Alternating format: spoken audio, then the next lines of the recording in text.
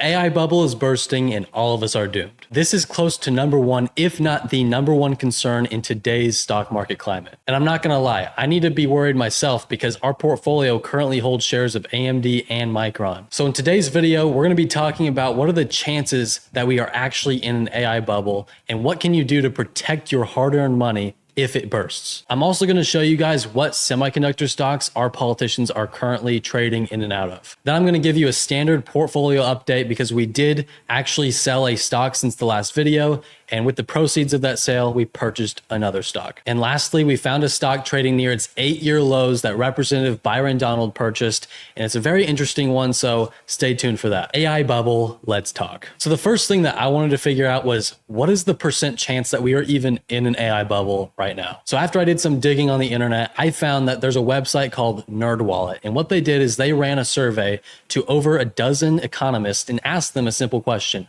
are we in an AI bubble? And here's the result. Out of the 13 economists, 76.9% of them said, yes, we are in fact in a bubble. Now, obviously, seeing a stat like that does not give us a lot of confidence as investors, especially those of us who are invested in a lot of these semiconductor stocks like Micron, AMD, Nvidia, all these types of stocks that are up so much in the past couple of years. Because evidently, if we are in a bubble and it does burst, it's gonna get ugly. Very, very ugly. I mean, just look at the past couple months. What do you see? Right now, I see Nvidia down roughly 12% since its all-time highs in May. SanDisk is down 38%. AMD is down 10%. Intel is down 34%. Now, that's just a random handful of semi stocks that I picked out, but dang, that's not good. Some people are actually arguing that the bubble is bursting right now. And if that is true, these economists are right about one thing: there is a bubble. But what if we look at the flip side of this coin? There are people out here that are saying the bubble's not gonna burst yet.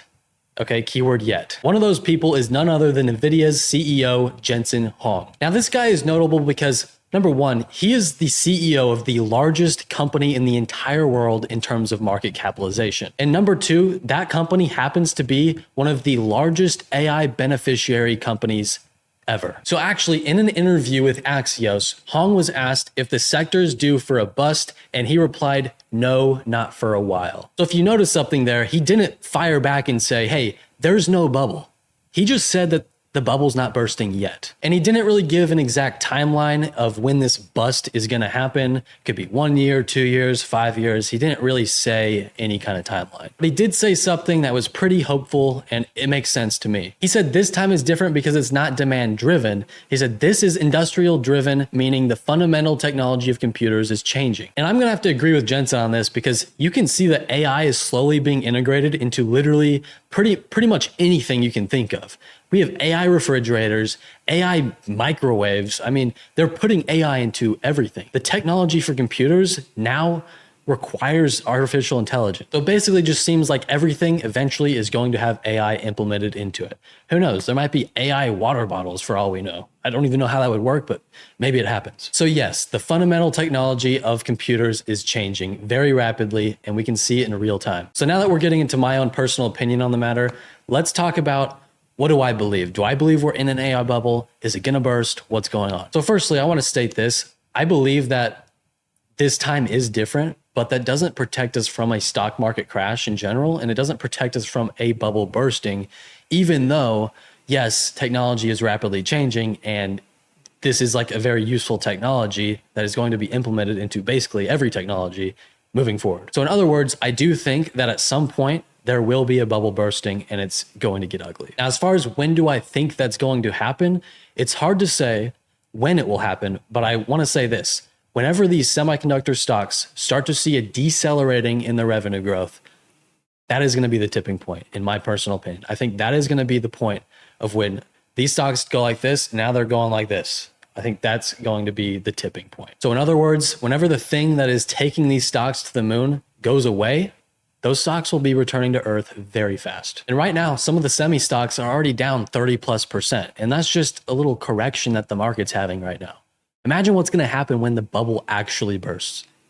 It's gonna be way worse. So now that we've talked about how dangerous this could potentially be, what are ways to protect your portfolio and your hard-earned money from a big bubble bursting? Well, we've actually come up with 3 ways to protect your money if that bubble does burst. So to start, the number one thing is going to be to just diversify your portfolio. So take the money that's invested into these AI benefiting companies and put them into companies that don't really benefit that much from AI or don't benefit at all from AI. And that's just a way to protect yourself from all of the companies that will probably be crashing when the bubble bursts. The number two way is to just consistently add more funds into your portfolio every single week to buy new stocks. This is actually something we do in the YouTube portfolio here. We add $100 every single week and buy new stocks. So if the bubble does start to burst, that $100 is still going to be added into the portfolio, and we're buying the dip, dollar cost averaging down on the positions that we already have in our portfolio. That's the name of the game. And then the number three, and this is probably one of the most important ones, is plan an exit strategy when it comes to the AI benefiting companies. So right now, for instance, in our portfolio, we have AMD and Micron. Okay. I have already come out with a video talking about our exit strategy regarding those two stocks.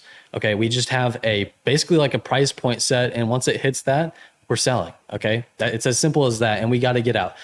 As far as Micron goes, I think we're going to dump that position, totally dump that position this year at some point. So now that we've talked about the AI bubble, I want to now turn our direction to Ro Khanna. So this is a politician that purchased a lot of AI benefiting companies before the market realized that these companies will benefit from AI. So you can probably kind of already guess why I'm bringing this up, and that's because the guy knew before it happened, and he's up a lot on his positions right now. So it'd be nice to know, when is he going to sell, and is he already selling? Wink, wink, he is. So let's look into it. So before we get into, is he selling these AI benefiting stocks, let's talk about one trade that he got into that is amazing. Okay, so he purchased SanDisk stock 11 and a half months ago, and since then he's up over 3,000%. That is not normal at all, but it happened. And by the way, he hasn't sold this one yet, but there's another one that we're going to talk about shortly. And by the way, if you want to see posts like that, go to our X page. That's where we post all that stuff. So the next thing I want to do is go a little bit off script here. I'm going to go on Altoneer, and we're going to actually look at some of his trades recently on Micron stock. So this is one that he actually purchased a while back. Well, let's get into it and let's see what he's doing right now, okay? All right, we're just going to look up Altoneer here, and we're going to go to trades panel, and we'll look up Micron. There we go. And then we're just going to filter this by Ro Khanna. So as you can see right here, Ro Khanna is selling, okay? He's been selling all throughout this year, all throughout last year. And you want to know the reason why? Because the dude purchased the stock. He's buying it in 2025. He's buying it in 2024. It looks like he did some intermittent trading here, trading in and out, but he's buying it in 2023, 2022, 2020, 2017. In other words, the guy is up a lot on this position, and he's finally getting to the point where he has so much money in the stock, he is now just consistently selling and selling and selling out of the position. So this is actually one of the main reasons why I've decided that I want to get out of Micron stock this year, is because, well, Ro Khanna is selling it. He also bought SanDisk, last year. He's already up 3,000% on it. The guy knows when to get in and probably knows when to get out. Additionally, the website that we're using to track all of the politicians' stock trades is called Altoneer. And every trade made by members of Congress ends up in this feed right here. Even better, every single one of these trades is sent directly to your email inbox, so you'll never miss a trade. Oh, and Landen, what's the additional thing we added to Altoneer recently? Yeah, we just launched something new called Altoneer Academy. It's a 3+ hour course on the politician stock trading strategy. To get access to all of this, all you got to do is tap the first link in the description. On to the next topic. Next up is our politician YouTube portfolio. We've made some adjustments since the last video dropped that I want to talk about. And just for full context, I think back in April, we started this portfolio at $10,000. It's already trading at $13,000 right now. So I have sold one stock and purchased one stock. Let's start with the stock that I sold. Now, the important thing to remember here is that I didn't sell out of this position completely. I sold a very small chunk of it, and I'll explain why shortly. So the stock that we sold is called Ecor Holdings, and I think we were up around 60 to 70% at the time of this sale. Now, the reason why we trimmed this position is because of the reason why we got into it in the first place, and that would be Debbie Wasserman Schultz. Do you want to know why? Well, she sold the stock. So I'm going to pull up a Discord message we sent to the group just a few days ago. She invested $15,000 and is up 558% on the Ecor Holdings position. So she had almost $100,000 at the time of the sale. she sold $15,000 worth of the stock. So in other words, she trimmed her position by around 15%. And if you just read there in the fine line at the bottom, I sold 2 shares, decreasing my position by around 15 to 20%. By the way, if you guys want access to the Discord to get updates about all this kind of stuff before it hits YouTube, you can just do that at altoneer.com. So yeah, that was pretty much the deciding factor of why we trimmed the position in a core holdings. All right, so now let's talk about the position that we added to the portfolio. So this is an existing position. We started it, I think, 2 or 3 weeks ago. It's Uber. And how we paid for this was we just took the proceeds from the core holdings sale. And also, I think we spent some of the money on the additional $100 per week on that position. So I think we spent around $600 buying this stock. And yeah, and just a quick reminder, the reason why we're getting into Uber stock is because Nancy Pelosi bought call options on Uber just a few months ago that expire next year. And actually, just real quick, I want to show you guys. So we'll look up Uber and boom, there's Nancy Pelosi. And what's actually interesting about this is after Nancy Pelosi bought her call options, Ro Khanna comes in there, buys the stock, and Dan Newhouse. The politicians are literally copying Nancy Pelosi because she's like the GOAT. So yeah, Nancy Pelosi has a really good track record, as you guys know. When it comes to Uber, I'm excited to announce that we will add more to the position if the stock drops down to, I think, the $55 to $60 range. Right now, I'm kind of satisfied with our overall position in it right now. But if we get an opportunity to buy it at cheaper, then I'll do that. And that'll probably be the last addition that I add to Uber. Okay, so now let's transition into Representative Byron Donalds. He added this new stock to his portfolio. Let's talk about it. So I'm going to provide some more context to this, but in our Trade with Congress subreddit, we found another 8-year low stock that Representative Byron Donalds is buying.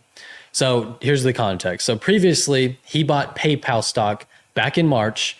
And mind you, this is a stock that's trading near its 9-year lows. And now he's up 25% on PayPal stock. So we're basically assuming that he is good at purchasing companies that are trading at, like 8-year, 9-year lows, and then he buys the dip and then go up. That's the idea. So now that you have some context on his trading patterns, let's talk about this new stock. So here's what to know. Number one, the stock is called Zoetis, ticker ZTS. It's the world's largest animal health company. Number two, he bought it on June 9th. And number three, he's down over 6%. I think he's down around 8% right now. And the most interesting thing about all of this is that you could pick up shares of Zoetis for a cheaper price than what he picked up shares of Zoetis for. So this was posted in the Trade with Congress subreddit, has almost 1 million views. A lot of people think it's a good trade. So take it or leave it. That's up to you guys, but we'll be watching it and see what happens. If he hits it again with these, buying the dip trades, maybe the third time I actually put my money into it. If you guys like today's video, make sure to smash that like button and subscribe to the channel. It'll help us out a lot. And if you want access to Altoneer to see all of the politician stock trades, make sure to tap that first link in the description. Peace out.